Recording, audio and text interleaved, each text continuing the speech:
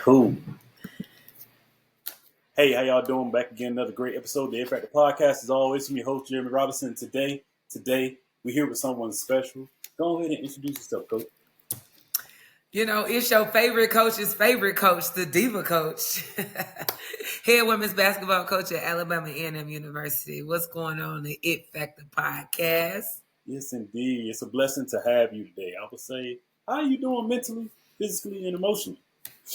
You know, God is so good, and He's done a really great job as far as really showing up and showing out in my life. And I've counted, every opportunity, every spotlight, every relationship as a direct reflection of how good He's been in my life. And so I don't know if I could ever even be in a more happier stage. I'm really blessed. That's amazing. That's amazing. That's what we want to be. That's what we want to be, a happy stage. I say I'm at that stage now too myself. So thankful, got some good things coming and really happy about it. So I'm happy for you. Yes, indeed. Look, I'm happy to be here today. I'm glad we finally set this up. Been a while, but thankfully we finally came on. Look, we got to do it in person too. Definitely. Absolutely. It's been it's been a long time, but I'm glad we back. Yes, indeed. So I say, what's been your driving force behind your career as a head coach? You have been at some amazing places. So take me behind that, and your journey over the years. It's been a while.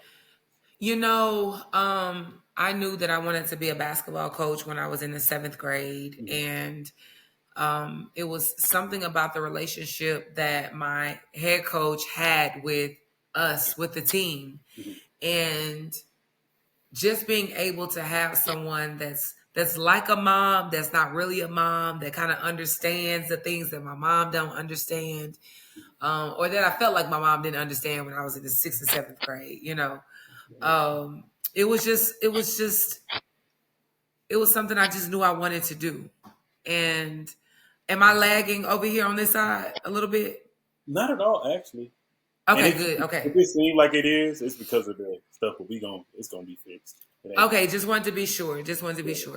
But yeah, I knew that I've always wanted to coach basketball. The level of athlete didn't matter to me, because I just wanted to be impactful to some young woman and to be able to be in a situation to change her life. Got you. I love that. You're definitely doing that. I mean, at every place you go, even in me doing my research and following you for a good little amount of time now, and I say that I'm proud of what you're doing, and that leads me to my next question. What you going into your next amazing season, which is the second season with Alabama A&M? What are you looking forward to? Honestly, just being able to impact the community a little bit more. Women's basketball is evolving right now all across the country, and being able to build a fan base, a community base, of supporters, of fans, of friends, of family, to be able to come here to celebrate, to evolve, to lift up young Black women here at Alabama A&M is something that's most important to me. Everybody understands when you're playing sports, you got to win, right? Everybody knows that winning is the ultimate goal, but I know that to be the standard. But there are other areas of their lives that I want to be able to impact and influence, and that's really what does it for me. That's amazing. I say, what's your it factor? Why do you do what you do? The satisfaction of kids to come back to say, Coach, thank you. I want to be able to leave my legacy knowing that I did this thing the right way, and that, I preach family, and I try to hang my hat on family with my team. And I want that to always be the case. And I want kids to come back to say that woman gave me the best 2 years, the best 4 years of my life that I've ever had being a student athlete. I love it. I say throughout your career, your teams have been known to have grit, resilience, and purpose. How do you instill that mindset in your players? I think in order to have grit and to play with a purpose and all of that, you have to really deep down inside know your worth and know your value, because you got to be able to have access to those characteristics in moments where you're gonna have to show grit. Where you're gonna have to buckle down and be tough and have a passion and play with pride and show your purpose. You got to know those things exist on the inside. And so my biggest challenge right now is just making sure that they understand their worth and their value. So when they get in those moments, as it relates directly to athletics and basketball, you'll be able to have access to those. I say also, what is your philosophy when it comes to player development on the court and most importantly off the court? Well, everything that we do, we talk about culture. We talk about, and what does that look like? We have high expectations for our young women as far as the way that they handle themselves on and off the court. They know that the standard is the standard. We're going to compete every single day. We're going to be excellent in the classroom. We understand what the goals are. We have obtainable goals, and we want to be able to touch those goals. And we know what that looks like. But we also want to be able to embrace and embody the true meaning of a family, being my sister's keeper and having each other's back. And if you were ever to sit in my practice, you'll hear kids leave. Every kid that leaves that tells me bye will say, "Coach, I love you," and we say that I love you. Like that. That's a common thing in our house, on our team. And so everything that we do is centered around love, and that's a lot about what our culture stands on. Indeed, and I love that. That's why I want to give you your flowers today because yes, when things are centered around love and peace and family, when you start to see things just come together. Absolutely, Not absolutely. only just winning, but people winning in life. You know, Right. that's what I see that you have done with these young ladies over your tenure. So I Thank you. commend you for that. So Thank you. I want to take it back a little bit though, back to your playing. How did it? How was it playing at JUCO before transferring to Jackson State University? Junior college basketball was some of the best years that I've ever had, I think, in my life. Mhm. Born and raised in Jackson, Mississippi, being a Mississippi girl all throughout, elementary, middle school, and high school, having an opportunity to move to Atlanta, Georgia as a freshman with your own apartment. Mhm. And you lived off campus in downtown Atlanta behind Clark Atlanta, Spelman, Morehouse, and Morris Brown at the time.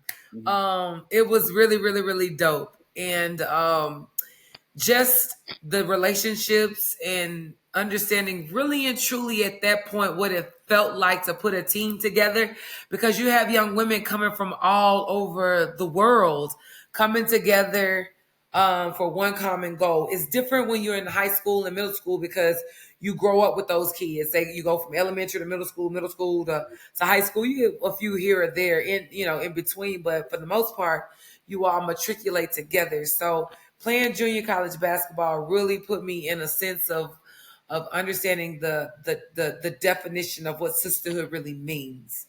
And so those were two of the best years that I've ever played basketball, really and truly, in my life. That's what's up. That's what's up. And I say, outside of the game of basketball, outside of being a wife, a mother, and also just outside of being a great person, who are you? That's a good question. I'm a nurturer. I'm a friend. I'm a believer in Christ. Um, I'm a change agent. I'm a motivator. I inspire, and I don't take those things lightly. I always try to speak life and to pour positive aspirations into everybody I come across. Because I'm crazy enough to believe that God has a purpose and a plan for each one of us, and He wants us to have the desires of our hearts. But we have to always believe and not allow the devil to disrupt what God has in store for us, because sometimes we can block our own blessings. And I try to be that woman to help to send that friendly reminder to everybody that I come into contact with. I love that. I love that. That's amazing. I say, Thank you. you also led the Lady Tigers to a SWAC, regular season coach championship. More than a couple times. You did some good things there. I say, what do you remember most about those years playing for Jackson State Well, winning was the standard, so we knew that we were going to win, right? There's no ifs, ands, buts or about that. But the most important, I mean, something that stood out to me the most outside of the relationships, outside of the standard, was Jackson State allowed me to be me. I used to put on makeup and lipstick before games because I looked up to Cheryl Swoops growing up. And that was a real thing during that time. And I think that kind of ignited the diva coach, that passion and what that looks like. And so, I'm sorry. and so, just being able to have an opportunity to be myself was something that I will forever be grateful for. That's amazing. That's amazing. Also, just seeing the things that you do now as a coach versus as being a player, man, that's cool. It's cool to be on the other side. How does that feel to be on the other side? Now, yes, it's been some years, but I know you like, hey, I would have did this. So how did that feel? That's a good question. I remember because I knew I wanted to be a basketball coach in the 7th grade. I remember there were some things and decisions that my head coach made that I don't think that I agree with. Just like my kids now, I'm sure they don't agree with stuff that I say or do all the time. But I remember instead of being frustrated, I remember instead of being combative or to be resistant, I was processing in my mind as a coach, what would I do differently? And in those lessons, in those moments, I said, I would never do that way. I would do that this way. So honestly, it was like on the job training for me. That's how I looked at it. That's amazing. That's amazing. I'll say, my next question is, when it comes to your fashion, because you're the diva coach, you look good on the court. I'll say, what inspires your game day fits? I have a stylist, Tanya Pugh Johnson. She's out of 16th Cross Pearson in Birmingham, Alabama. Shout out to T. She's the person behind all of the sideline swag, and just being able to know who I am as a person and my personality and the way that I carry myself and the things that I stand up and believe for. She wants to give that vision to light. And in order to do that, I have to think outside of the box and I have to be okay with doing things that ordinary people would normally do. And I allow her to cook in those spaces, as she has done a wonderful job of making sure that I have that. I say for any young lady that wants to be in your shoes someday, what advice would you give them? I would give them, I would share with them that it's okay to be yourself. It's okay for you to show up and be who you are. And that's okay if you're not for everybody because we're not designed to be for everybody. But what you have to do is learn to let your light shine as bright as it can and not let the disease of me, right, psych me out of what God has in store for me. And also, what would you tell that college recruit or that high school player that's trying to get to college and play? What's some advice you would give to those young players? It's not easy. Mm-hmm. And don't lose yourself trying to fit in and doing what other people would do. The grind is going to be hard. The expectations is different. Your body will go through a change. You will grow up and realize that there are other things that you know start feeling and emotions and a lot of different things. But don't compromise who you are to try to fit in. Just be yourself. Enjoy your college years and embrace the process. What have been some of your most memorable moments as a head coach and as a coach in general? Obviously, winning a championship as a head coach at Prairie View A&M University, beating the University of Arkansas when I was at Arkansas-Pine Bluff And making history this year at Alabama A&M. My first time in my career that I've had a 20-game winning season. And then most recently being invited to speak on a beauty panel for Essence at the Essence Festival and representing L'Oreal. Those have been 4 really, really dope ass moments in my career, honestly. Yeah, definitely. Talk your stuff. Talk your stuff. I'll say this though. I'm proud of what you have done. More greatness is gonna come. Those are Thank you. moments. I can't wait to see those moments. You see, as I do, I'm gonna repost the moments. We're gonna be following you and supporting you as time goes. I only have a few more questions. My next question is: when it's all said and done, what would you like to be remembered for in the game of basketball and in life? That I'm a good person Mm-hmm. and that I'm always someone that you can depend on and that you can count on. And I'll always be there for you. Um, that's it. That I'm gonna always have your back no matter what. And that and she's loyal. And whatever that looks like, with basketball, winning championships, being the best, going down in the history books of doing things that have never been done. And I have been doing that. And I've been doing that. That's a good question. Nobody's ever asked me that before. That's a good question. I say, what do you want your children to take away from all the great things you do as a coach and as a leader? You're a great leader. Great leader. I want my son to know that